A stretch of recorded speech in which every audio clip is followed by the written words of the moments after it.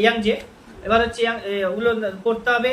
নীলগিরি পর্বত করতে হচ্ছে, অ্যামাজন রিভার করতে হচ্ছে। অ্যামাজন রিভার ব্রাজিলে আছে।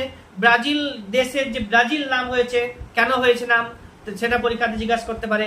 ওখানে এক ধরনের উদ্ভিদ ছিল, নাম হচ্ছে ব্রাজিল, গাছের নামই হচ্ছে ব্রাজিল।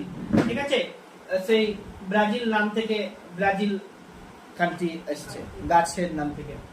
এখান দিয়ে বয়ে আসবে একটা রিভার, পেরু থেকে বয়ে আসবে। মানে কথা, এটা পর্বতটা আছে, এই পর্বত যেটা আছে সেই পর্বত দিয়েই, কিন্তু পেরু যে কান্ট্রিটা আছে ওইখান দিয়ে বয়ে আসবে, আর বয়ে এসে তোমার পড়ে যাবে কোন সাগরে, তো আটলান্টিক মহাসাগরে, দক্ষিণেই পড়বে এটা। হ্যাঁ, দক্ষিণ আটলান্টিক মহাসাগরে পড়বে। আর হচ্ছে চিলি, এরপর চিলিতেই রয়েছে যেটা বললাম আমি, কি নাম বললাম যেন, আটাকামা মরুভূমি। আটাকামা মরুভূমি কোন দেশে, তো চিলিতে। কোন মহাদেশে, তো দক্ষিণ আমেরিকাতে। ঠিক আছে, চিলি।